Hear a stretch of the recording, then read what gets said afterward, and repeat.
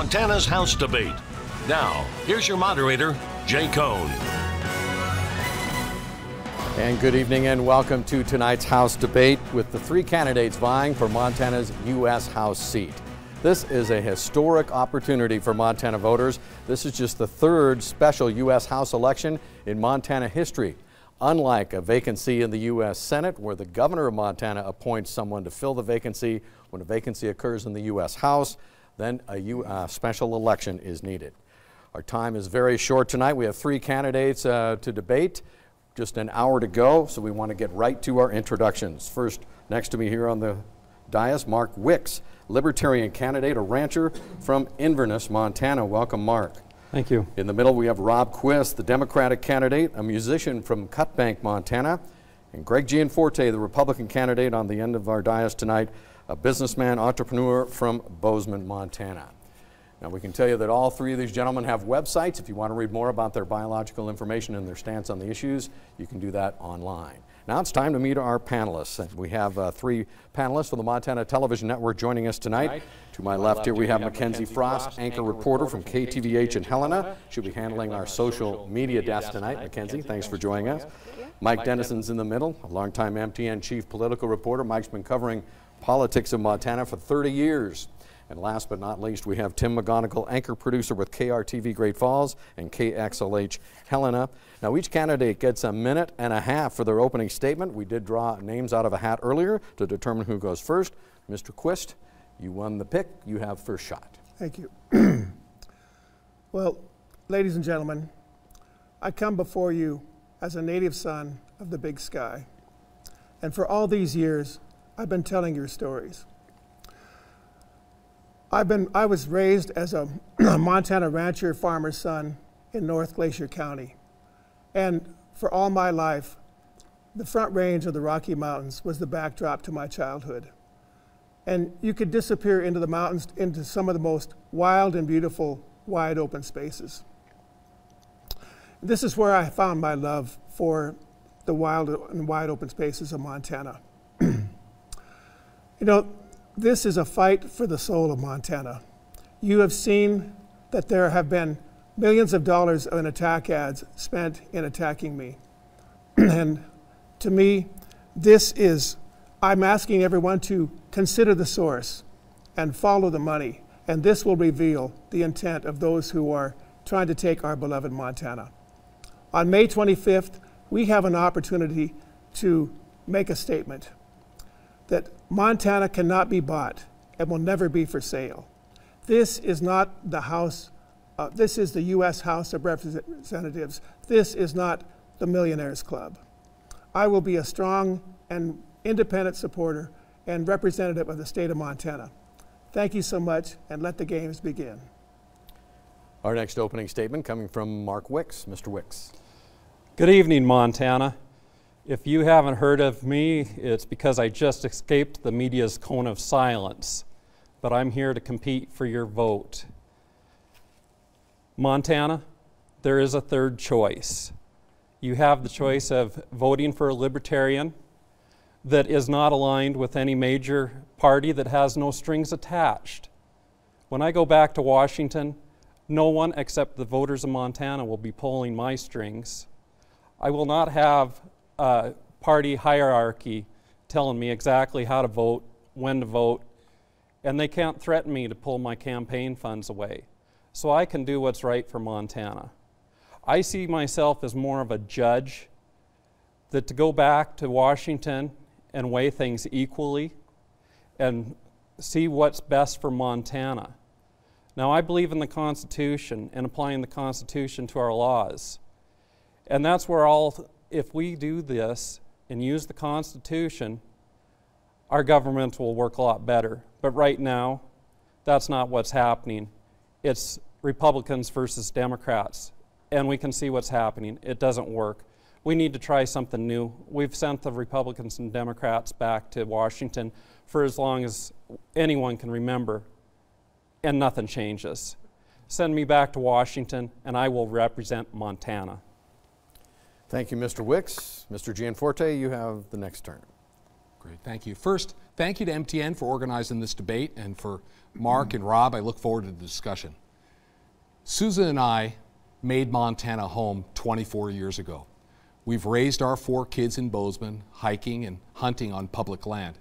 It's also where we started our business, in our home. We took on the California corporations and ultimately grew one of the state's largest commercial employers. Now, we've been out on the campaign trail, and personally, I like Rob, but there couldn't be more difference between our positions on the issues. Let me highlight just a few. I've been endorsed by the NRA, and I'll always defend our Second Amendment rights. He's advocated for a national gun registry and has an F rating. I believe we need a strong military to keep us safe. He's advocated for massive cuts in military spending. I believe we need secure borders and we should enforce the laws. He's advocated to make Montana a sanctuary state for illegal immigrants. I will always fight for lower taxes so you can keep more of your hard-earned money. He's advocated for a 90% income tax rate. So the difference couldn't be clearer, and the list goes on and on. I pledge to you, if elected, I will always be on Montana's side, and I'll fight to keep our precious way of life. Thank you. All right, gentlemen, thank you for your opening statements. Our first question from the panelists. Mike Dennison, you have the first question for Mr. Gianforte. Thank you. Good evening, Mr. Gianforte. If you win, 2/3 of our congressional delegation, you and Senator Steve Daines, will have 2 wealthy former executives from the same software company in Bozeman and who share the same conservative views on social and economic policy. How is that representative of Montana? Well, thank you for the question, Mike. And it is true. The business Susan and I started in our home with just $5,000, and it grew to be Bozeman's largest commercial employer. Senator Daines did come to work for us when we were about 100 employees, and he was on our executive management team. In the last 18 months, I've driven over 77,000 miles all over this state, staying in people's homes, meeting with grain growers, stock growers, wool growers, retail shops on Main Street, stopping into nonprofits and talking with people. And that experience has given me a handle on what's needed. And the number one thing I've heard is Montanans are concerned about federal overreach impacting their lives. I have worked with Senator Daines. I'll work with John Tester as well. I've demonstrated that I can reach across aisles. I do believe that natural resources are incredibly important in our state. I believe we need to develop them, but we also have to protect the environment. That's why when I heard from the folks in Paradise Valley, south of Livingston, that in fact they were concerned about these immigrant and crevice mines, I came out against those mines. And that's my commitment to you, the people of Montana. I'll use my engineering background, problem-solving skills, and willingness to work to get out and listen to you, and I'll always be on Montana's side. Thank you, Mr. Gianforte. Mr. Quist, you have 30 seconds to respond. Well, first of all, I think that, let's talk about, you really haven't been a businessman as of late. I'd say that you've been more of a politician in the fact that you ran for the governor's race, last time and spent $6 million of your own money. And of course, we know how that turned out. But I think that, to me, that it's important to realize that this is the U.S. House of Representatives, and quite frankly, I don't think this should be your consolation prize. I think that we need to have someone who is going to be representing the state of Montana and the people of Montana. Now, Mr. Wicks, you have 30 seconds. Well, Mr. Gianforte, you ran an awfully big company, and your net worth, from what I looked up, is around $300 million. Now, I also looked up, and an average return on investment is about 7% right now, which would put you about $21 million in interest a year. And it makes me a little uncomfortable that you're asking for campaign contributions from Montanans when you have that kind of disposable income. Mr. Gianforte, you have 30 seconds to respond to the 2 comments. Well, we've heard the attacks. Let me say clearly, I can't be bought, and my only allegiance will be to you. I'm a fan of prosperity. When Susan and I started in the extra bedroom of our home, we just had an idea and a desire to work. We ended up creating over 500 high-wage jobs in Montana, and there's a lot more people prospering. Again, I'm a fan of prosperity. I'd like to make it easier for other Montanans to prosper as well. Our next question tonight goes to Rob Quist from Tim McGonigal. Tim. Thanks, Jay. Mr. Quist, you said in an interview with the Bozeman Daily Chronicle that you may support a national registry for certain types of weapons. Can you explain which weapons you were referring to and why? Well, first of all, this is fully automatic assault rifles are already required to be registered. That is a given. Everybody knows that, and the fact that they're saying that I'm calling for a national gun registry is just patently false. Look, I grew up in a ranching and farming community, and we have had gun safety as a way of life. And I've got guns that are much older than the number of years that Mr. Gianforte has been in the state. I will say this too, that I have support of all these different hunting and sports anglers, all the Sportsmen's Alliance groups are backing me in this because they know that what he is saying is merely a smokescreen. I have stated before, I support our Second Amendment rights, and so that's where I stand on this matter. Mr. Wicks, you get 30 seconds. Okay. I've spent most of the last 20 years working in the gun industry, attending gun shows all over the state. I'm probably the biggest supporter of the Second Amendment there ever has been running for this office. I believe that in this case that your right to bear arms actually is more important than the Constitution. The right to defend yourself, your property, and your loved ones transcends that. And when push comes to shove, we've seen Democrats always cave on gun control. Every time they toe the party line. Mr. Gianforte, 30 seconds. Well, this is a clear point of distinction. I'm the only candidate here that's been endorsed by the NRA. I have an A rating. Rob has an F rating. He said in January of this year to the Bozeman Chronicle that we should take our guns down to DMV, register them, and then register our guns, register our vehicles, and then register our guns as well. Also, although he said multiple times that he's put a lot of meat on the table hunting, well, he hasn't had a hunting license in the last 15 years. Mr. Quist, you get the last 30-second word. First of all, I think that it's really important to note that the #1 reason that people no longer hunt and fish and recreate is a loss to access to public lands. And quite frankly, Mr. Gianforte has a big problem with that. As he's funded and given tens of thousands of dollars to some of the groups whose sole intent it is to take away our public lands. And he's also blocked stream access, on the East Gallatin River. So I think that his record on this is very clear. Our next question goes to Mark Wicks, and it comes from me. Mark, a couple of polls in this race. We've not seen many, but a couple of them. One gave you 3%, the other 4.5%. So tell voters tonight why a vote for you is not a wasted vote in this election. Well, I'll tell you, we've been doing the same thing over and over and over, and we get the same results. People back in Washington that aren't doing what they're supposed to because they're beholden to special interests. They're taking lobbyist money. I'm not attached to any of that. So I can do what's best for Montana. Now, up until this point, you probably haven't seen me on TV or on there in the newspapers. This is my first chance to get out there and be seen. I'm very thankful for it. There's a lot of people worked very hard to get me on here, and I appreciate that. Don't be scared of wasting your vote on me. It's time for Montanans to make a change. 100 years ago, we sent Jeanette Rankin to Washington, D.C., the first woman to go to Washington, D.C. and represent Montana. Here we are 100 years later. It's time to break the glass ceiling and send a libertarian to Washington, D.C. to be the first libertarian to serve this country in a national office.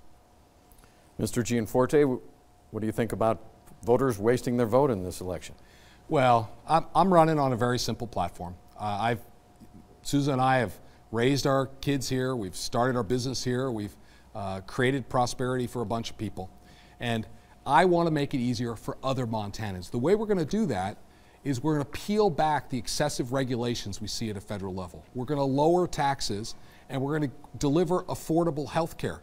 We need to repeal and replace Obamacare with a system that actually gets premiums down. That'll be my focus. Mr. Quist, your response. I entered this race because I've been representing the state of Montana all my life through my music. And I traveled over almost 49 counties here in the last 3 months. The #1 issue I hear about is public lands. And that's really a big issue with me.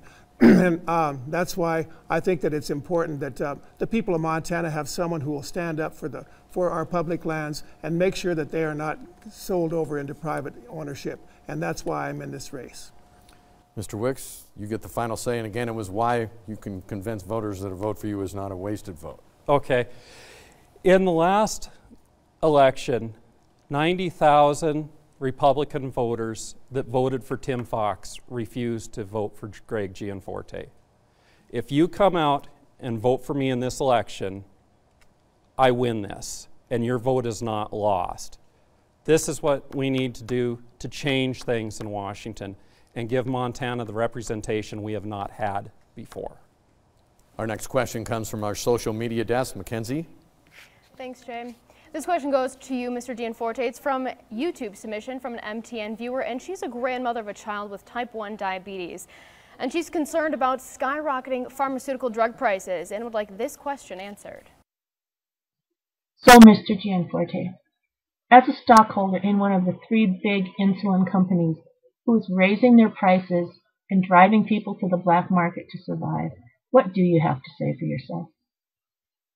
So thank you for your question, and I share your concern. I've heard this as I've traveled around the state from many people. I was with a gentleman this week who needed eye drops, and here in the U.S., those eye drops are $400 for a little bottle. If he goes to Mexico, they're $39. We have a problem with the prescription drug costs, and we have to face the fact that Obamacare is in a death spiral. It was meant to improve health care. It hasn't done that. But it only dealt with insurance reform. There is no silver bullet here, but we've got to look at the multiple areas that we can work to repeal and replace Obamacare. Now, there was a House proposal recently. I did not support it because it didn't bring premiums down and it didn't preserve rural access. Controlling pharmaceutical costs are important. We also need to look at litigation reform, and we've also got to allow insurance plans to be bought across state boundaries. I will work with Congress, both sides of the aisle, to get that done. Mr. Quist, you have 30 seconds. I really believe that we do need to lower the cost of pharmaceutical drugs. But, you know, to me, Mr. Gianforte has $2.5 million in stock of the very companies that are gouging our American people for the cost of their pharmaceutical drugs. You know, so. And my point is, you know, how can we trust someone to be sitting at the table, you know, to represent the people of Montana, who obviously has an interest in keeping those drugs prices high and making money off it? Mr. Wicks, you're next. Well, as a libertarian, of course, I'm not very happy that the government got involved in health care, because we never see health care costs go down when the government gets involved. I would like to at least see a law passed that pharmaceutical companies can't sell the drugs outside of our country for less than what they're selling them here for. I mean, that makes sense. If you can buy them in Canada for whatever price, you should be able to buy it here for that price. That's only fair, and that's what we need. But that's not going to happen with the regular parties in charge. Mr. Gianforte, you have the last 30 seconds on this question. Okay, well, this is top of mind for Montanans. Again, Obamacare is not working. We need to repeal it and replace it. I look forward, and this is what I've done my whole life. I've negotiated deals, thousands of deals with large corporations. Montana needs a strong voice back in Washington that understands the economics of healthcare to make sure that we do the right thing for the people of Montana. Our next question from the panelists comes from Mike Dennison to Rob Quist. Mr. Quist, let's stick on the subject of health care. You said that you support the Affordable Care Act, also known as Obamacare, but as people have said, it hasn't really reduced health care costs or health insurance premiums. What's good about it, and if it should be revised, how? Well, first of all, I think that you know, there are millions of Americans that would be kicked off if we repeal the ACA. But I think the most important thing is that the health care plan that they are proposing would raise premiums by $300, you know, for the average Montanan and American. And it would be an age tax for those people 50 to 60 years of age would have to pay 5 to 6 times as much for their health care costs. Plus, this plan would also gives special tax breaks to millionaires and to insurance company executives. So I think that this plan that they're proposing would be a disaster. We need to keep the ACA and fix it and not repeal it. Mr. Wicks, you get your chance right now, 30 seconds. Okay. The Affordable Care Act, the first lie was in the name. It was not affordable. It's not going to be affordable. It's not fixable. Let's knock it in the head and get rid of it. Let's let the states work on it. Let's keep the Medicare and the Medicaid, protect those people that need it, and I think we'll be in a lot better spot. I just can't see letting the federal government get their hands in the pie of $3.2 million worth of health care. It won't turn out good. Mr. Gianforte. Sure. Well, again, healthcare is top of mind. There are some things that we ought to keep. I mean, I think we ought to protect people with pre-existing conditions. And the reason I opposed the initial House plan was it didn't actually bring premiums down. That'll be my litmus test. Two things. One, does any repeal and replace proposal reduce premiums for average Montanans? And does it preserve rural access? If it does, I'll vote for it. Mr. Quist, you have the last word on this question for 30 seconds. You know, I've had my own healthcare issues, and we've given healthcare rallies across the state.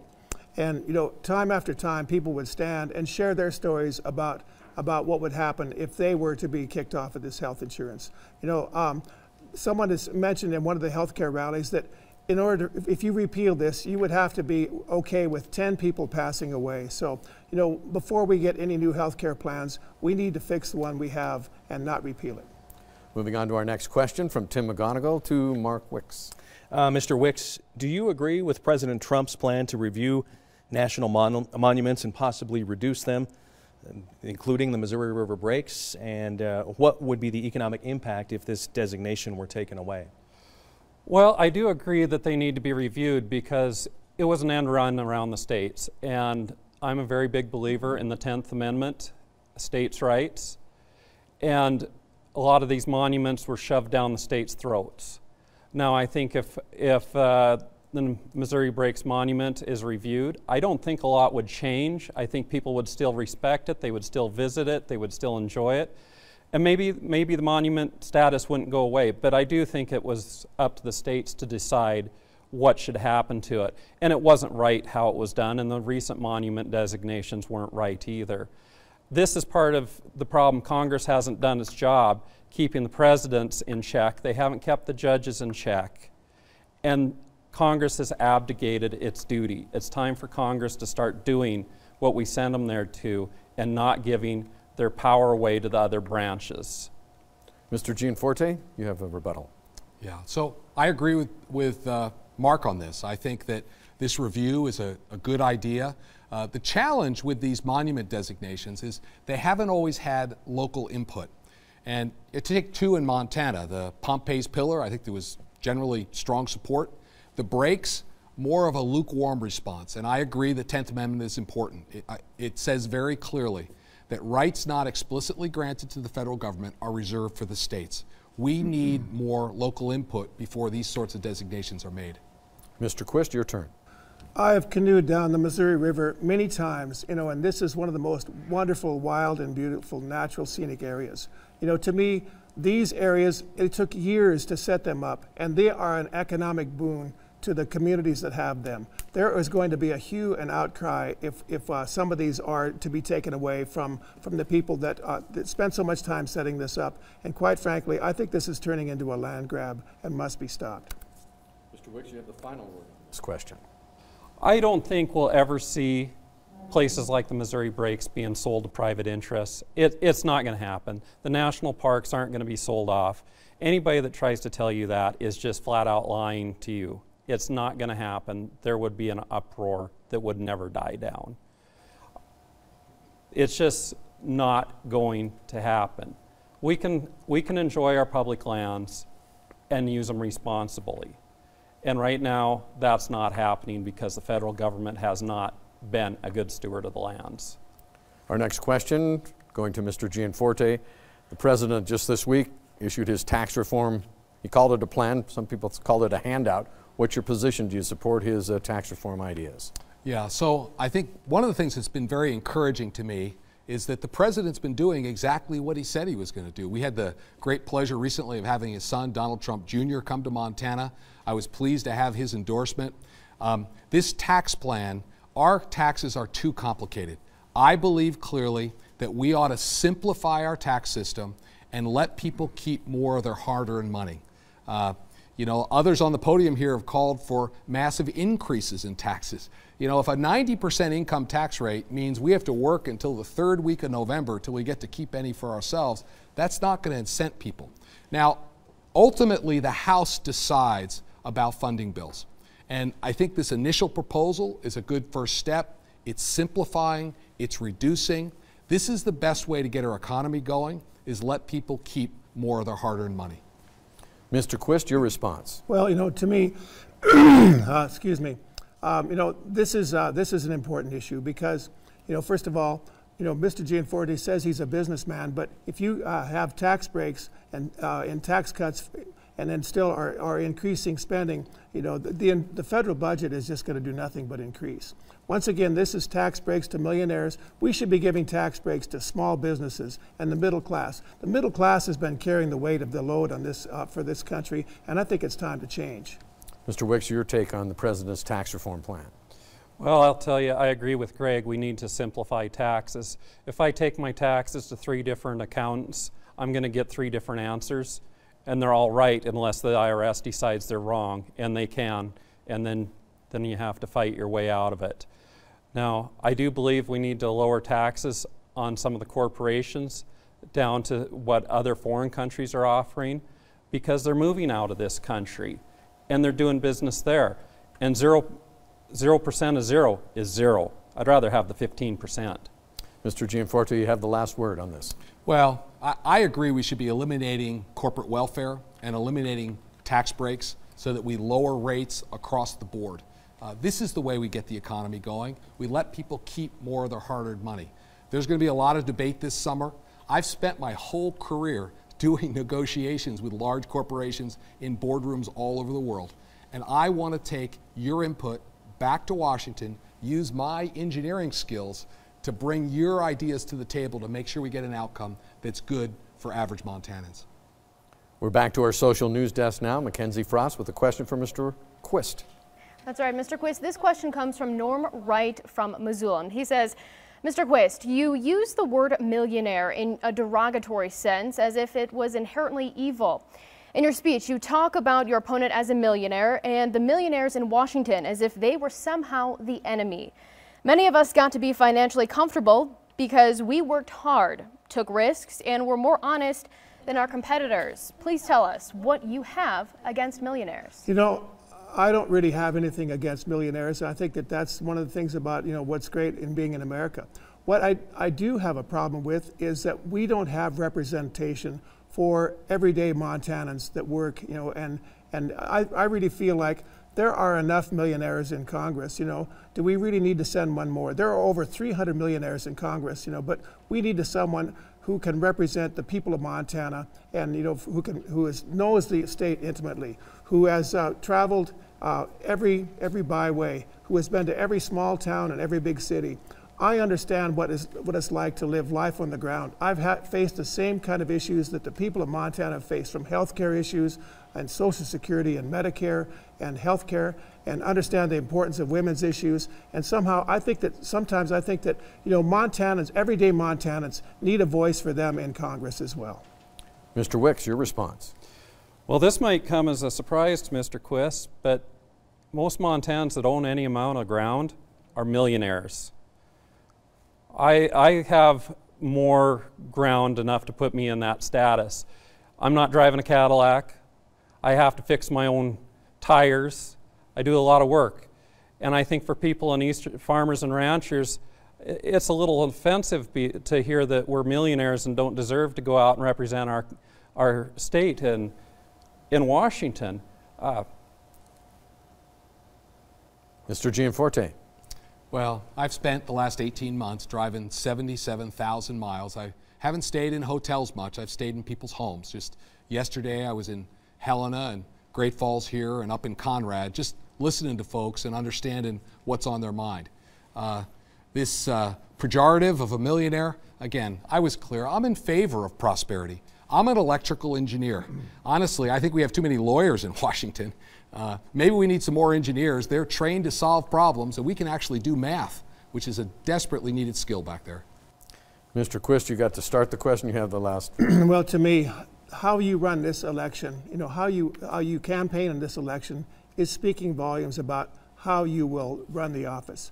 I've been to over 49 counties just in the last 3 months, and I've made a personal connection with the people of Montana. The travel that you've done was last year. That was a different office. This is the House of Representatives, and I really feel like that we need to have someone who's going to be in touch with everyday Montanans, and that is how we're going to win this race. Our debate is moving right along, almost halfway through now. Our next question comes from Mike Dennison to Mark Wicks. Good evening, Mr. Wicks. Montana candidates are frequently saying they're going to bring Montana values to Washington, D.C. I'm wondering, what are those values in your mind, and how would you bring them to Washington, D.C. if that's what you choose to do? That's a good question. Honesty, I believe, is one of Montana's biggest values, and I'm an honest person. I will tell you the truth even when you don't like it and when it hurts me sometimes. That's just who I am. It's the values that I bring to the table. I'm honest, hardworking, and have integrity. Now, I might not be able to tell you what you want to hear all the time because it's not the right thing. I try and go on the right side. I try and listen to everybody and make a decision. And I think that's what Montana needs, and that's part of Montana's heritage. We have a distinct heritage here in Montana, and I want to keep it as our heritage and not have it blended into the other 49 states. We need to be distinct and be Montana. We need to be tough. A lot of my videos, when I'm done with them, I tell Montana, stay tough, Montana. And I mean it because we deserve to be ourselves. Mr. Gianforte, your turn. Well, I'd focus on two things. One, in terms of Montana values, Susan and I raised our 4 kids, honestly, in the backcountry. One of the most precious things I did was take Fridays off in July and August, and every Friday morning we'd head up to a trailhead, and even when my daughter was 4 years old, we'd put a little backpack on. All she could carry was lunch. We'd hike up to an alpine lake, out in God's country with no phone, no TV. That was how we raised our kids. So our public lands are precious to us. We're not going to sell them to anybody. This is rhetoric that's just ridiculous. Mr. Quist, your Montana values. I've been representing the state all my life through my music and my poetry, and I realize that other states have lost what we still have. When I visit the people of Montana, they are fired up about this. They understand that this is a lot of talk about not transferring lands. To me, the transfer of our public lands into private hands is nothing more than theft against our children and our grandchildren, and I will steadfastly oppose it. Mr. Wicks, you get the final word on this question. My children wish they had stories of the backcountry, but they don't. We're hardworking Montanans. We work all week in town. We go to the farm on the weekend. We brand, we hay, we work hard. When summer hits, we load up our produce that we grow in our greenhouse. We haul vegetables across the state. We're like a lot of people. We have to work very hard just to make a living in this state. And I think it's a while since these other candidates have had to experience what that's like. Our next question from the panel comes from Tim McGonigal for Mr. Gianforte. Mr. Gianforte, good evening. Montana's Indian reservations have some of the highest unemployment rates in the state.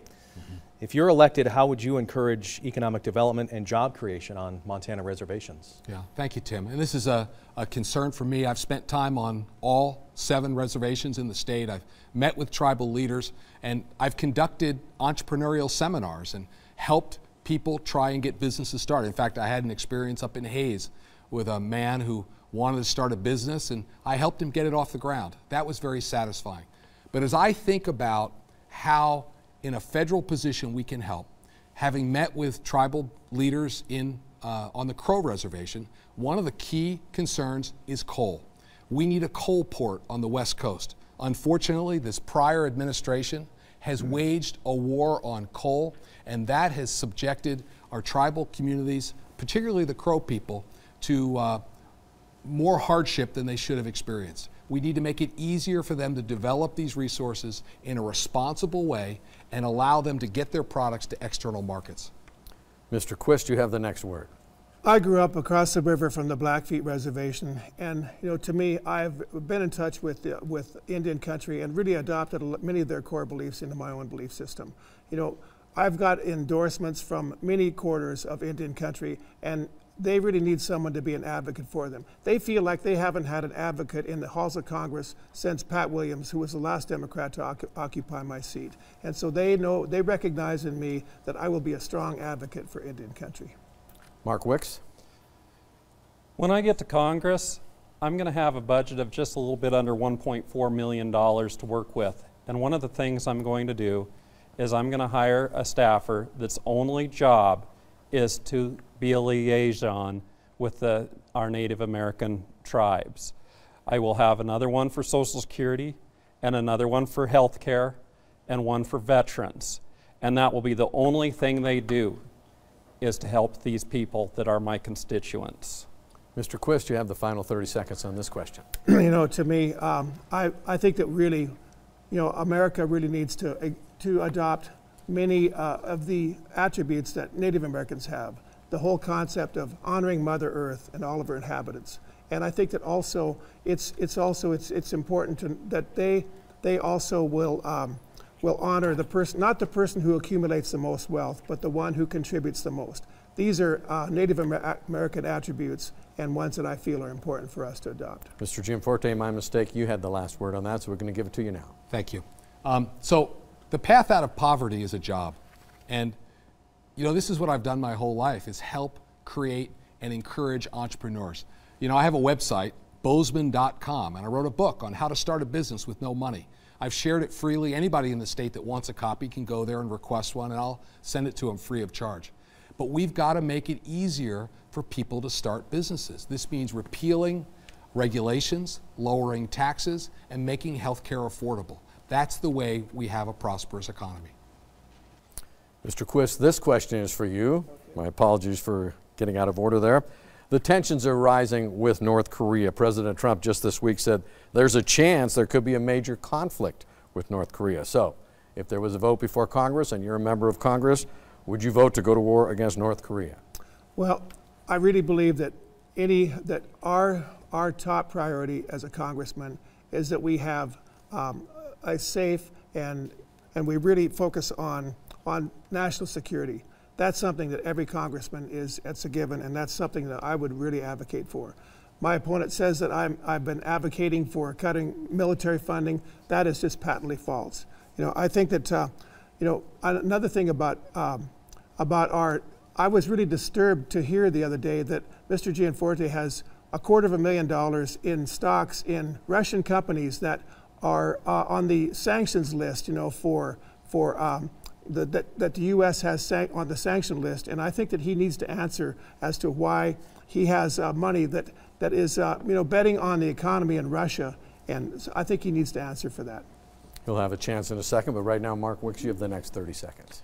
I have two children, that one's 18 and one's 16, and it scares me the thought that we could get into another war. We're already in too many countries fighting too many wars. I realize this is a grave situation in North Korea, and before I offer any opinions on it, I would like to see what happens down the road, because to just shoot out an opinion right now I don't think would be right. I need to have all the facts before I give an answer that grave. Mr. Gianforte. Well, I think the important question here is, what do we do about North Korea? So I want to focus on that. We have a tremendous tradition in Montana of patriotism and service. We should be very, very hesitant to send our soldiers, airmen, and sailors into harm's way. And yet we have a wingnut in charge of North Korea right now. And for the first time, we actually are starting to develop a foreign policy to bring some order. We should be very, very hesitant to do this, but we should put America first in our interest. Having ICBMs pointed at our shores is not acceptable. Mr. Quist, final word. Well, I think that Mr. Gianforte needs to answer that question as to why he is betting on the economy of Russia, especially for companies that have been sanctioned by the U.S. He will bet on Russia. I'll bet on Montana. Can I have a chance to answer the question? Go ahead. Yes. So we have a broad range of investments. Anyone who invests in emerging markets around the world have investments in Russia. This is a tiny portion of our portfolio. It's the same sort of thing if you're a employee at Montana State University or a state employee here in Montana. If you've invested in emerging markets, you have a piece in Russia. Now, let me say clearly, there cannot be any conflict. And if elected, I will put all of our investments into a blind trust to guarantee to the Montana people that there is no conflict. But you're still making money on your Russian investments. You know, there's members of Congress that have divested themselves, you know, and so that is a problem. This is a conflict of interest, and I think it's a matter of national security as well. All right, let's move on to our next question from the panelists. And Mike Dennison to Mr. Wicks.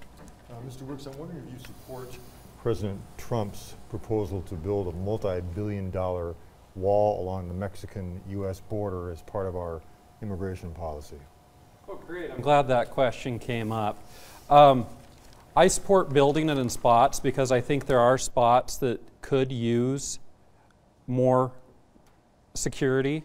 I think we need to use more electronic means than an actual wall because a wall can always be breached. We need to have eyes in the air and in the ground and wherever.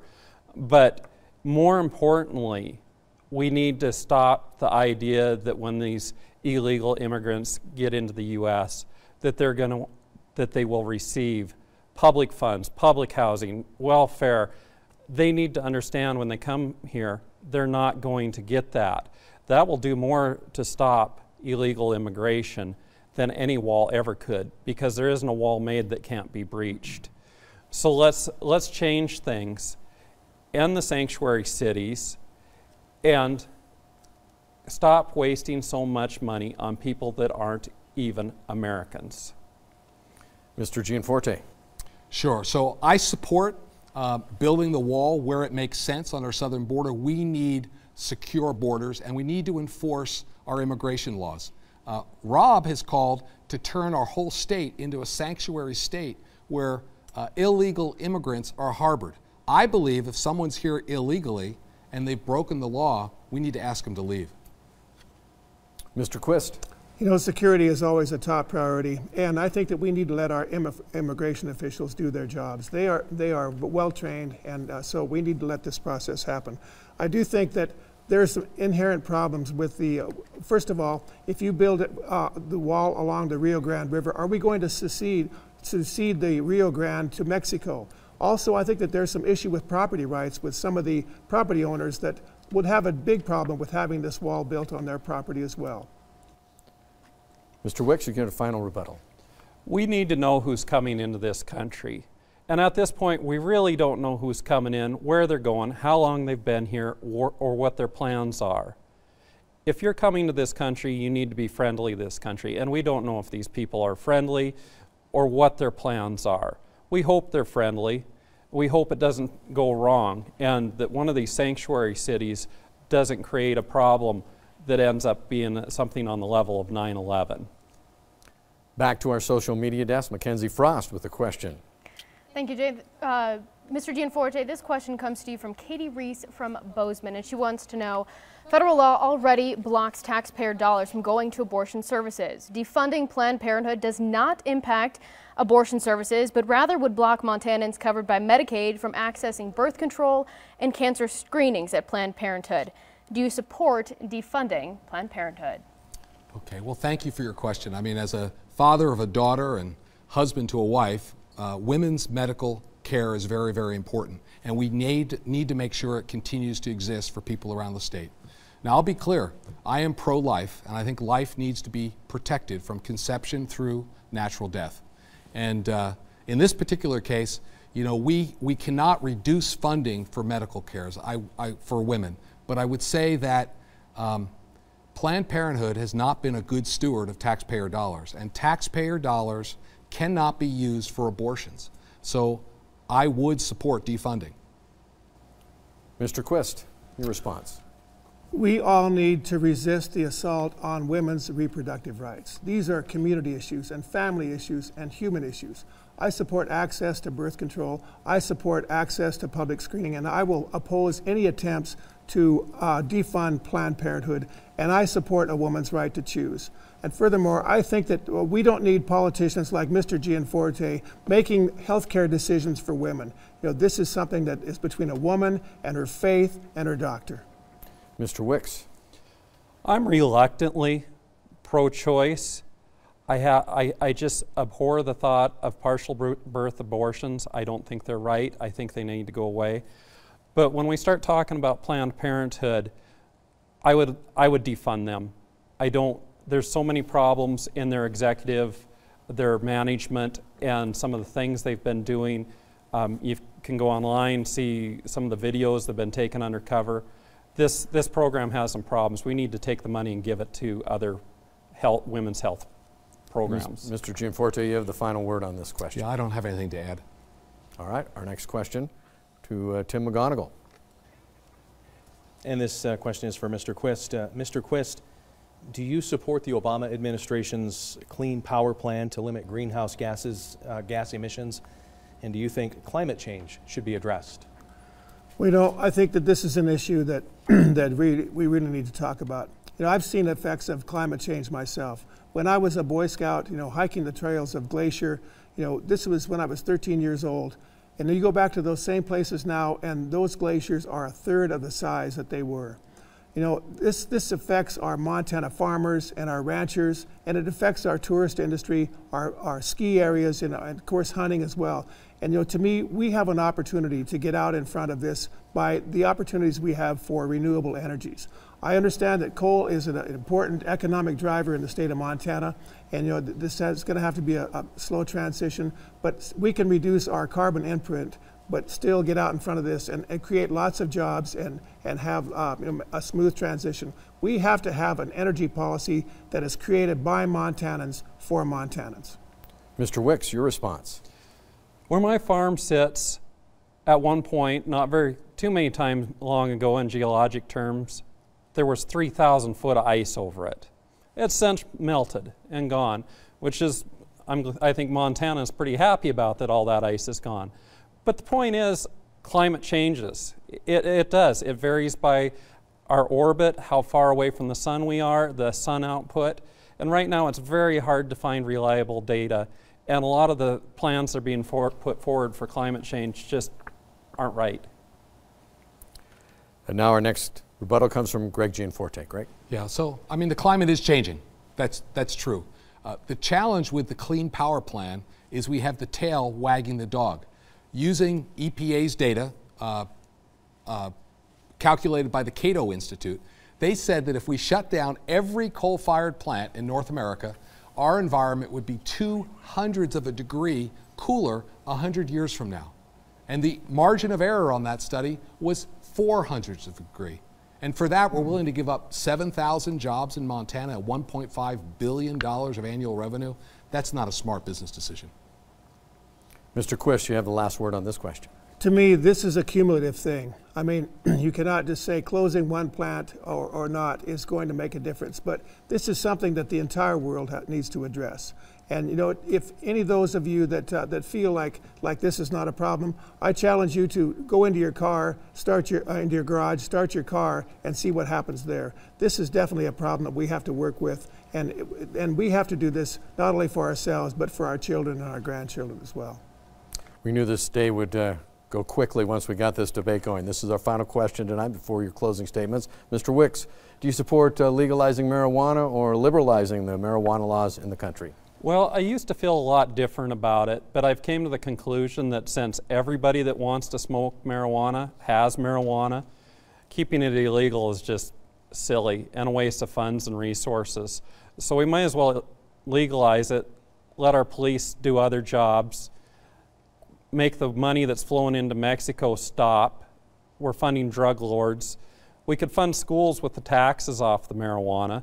There's a lot of pluses to legalize it. Now, I don't support decriminalizing other hard drugs, but everybody has marijuana. There's nobody that wants it that doesn't have it. It's like prohibition. It isn't working. Let's just be done with it and move on. Mr. Gianforte. Well, one of the things that really came home to me as I traveled around the state was the addiction problems we have to meth and opiates, and the result is over 3,500 kids in foster care here in the state. I believe that marijuana has medicinal benefits and we ought to continue to support that, but making it available for recreational use will just add to the addiction problems and cause more problems here, and I oppose it. Mr. Quist, your turn. You know, I went into a dispensary because I wanted to see, I wanted to ask the proprietor, I said, you know, who uses this? And he was very forthcoming. He said, the people that come in here are people whose bodies are burned out by pharmaceutical drugs. This is the only relief they can get. And quite frankly, I think that the war on drugs has been an abject failure. I think that there's a pipeline of money going into these organizations that could be better spent, you know, for not incarcerating people and with our whole prison for profit. There are people in jail that do not belong in jail because of this. And I think that the money could be better spent for rehabilitation and treatment. And so I think that it's important that we you know, I think the majority of Americans want to see that this is legalized. Mr. Wicks, you have the final say on this question. I find myself surprised to be on the same page as Mr. Quist.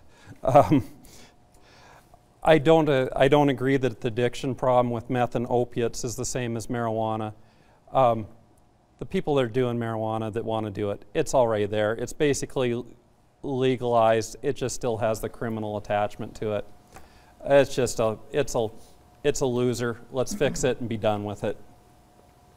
We have come to the time of this debate for the closing statements by the candidates, again through a pick of names out of the hat.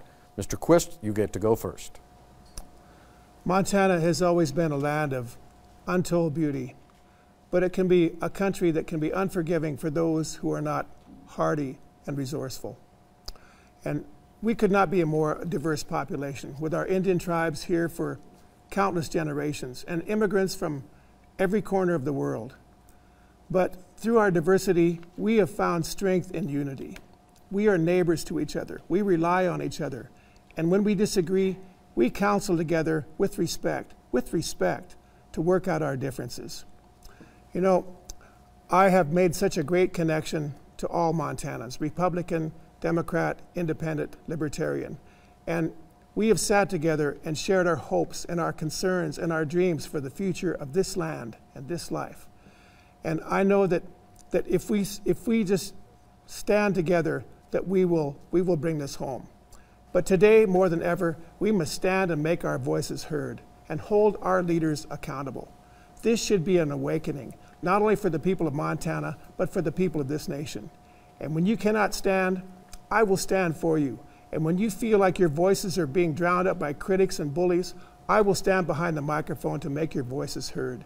It will be my great honor to serve the people of the Big Sky. Stand with me, Montana, and I will stand up for you. Thank you. Our next closing statement tonight comes from Mark Wicks. Mr. Wicks. I'm going to give you an analogy. I see Mr. Gianforte as a luxury car. It's really smooth and comfortable getting down the road, but at the end of the day, it just wants to be parked with other luxury cars down at the country club. And I see Mr. Quist as a little half-ton pickup. It's shiny and bright, has a good sound system, but when you look underneath the hood, it's only got a 6-cylinder, and when you start to work it, you lose the clutch, and there it sits on the side of the road. Now me, I'm the work truck. I'm the guy when you're pulled over on the side of the road and you're broke down, you want to see that big pickup pull up behind you that has the tow ropes, the chains, the tools, everything to get the job done. And you know you're going to get home that night. So that's what I'm asking you, Montana. Vote for me. Send the work truck to Washington to get the work done. Let's quit playing this partisan politics and get something done for a change. When they ask for opinions from now on out in Washington, you send me, they're going to ask for the Democrat opinion, the Republican opinion, and then they're going to come for the Libertarian opinion. And for the first time, they will be listening to a Montana voice instead of being lost in the crowd of 435 representatives. And our final closing statement tonight comes from Mr. Gianforte. Well, you heard tonight our visions are very different for Montana. I'll go to Washington and be a strong voice for Montana and work with Donald Trump. Rob, in contrast, will fall in line with Nancy Pelosi and her radical leftist agenda. I'm an engineer and a businessman. I know how to work hard and solve problems. You need someone in Washington who can't be bought. I'll stand up to the special interest. I've spent my whole life negotiating contracts with big corporations, and Montana won. We had some tough customers. And if I'm elected, I'll go back there and I'll negotiate for Montana, and Montana will win again. Now, there are some important, complex decisions coming up. We need to protect Social Security. We need to keep public lands in public hands.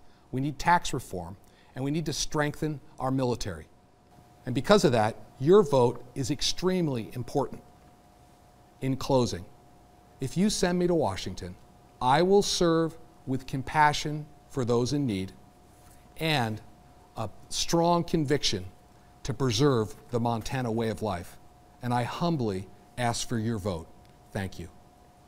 That concludes our House debate tonight. Gentlemen, thank you very much. Mr. Wicks, Mr. Quist, Mr. Gianforte. I'd like to thank our panelists, Mike, Tim, Mackenzie. And we invite you now to join us on Facebook Live in about 10 minutes. We'll have our panelists of people watching this debate discuss how the candidates did tonight. Don't forget the special election is coming up May 25th. It's a Thursday. Make a note of it. The absentee ballots are set to go out into the mail this coming Monday. Thank you so much for watching. We hope you vote.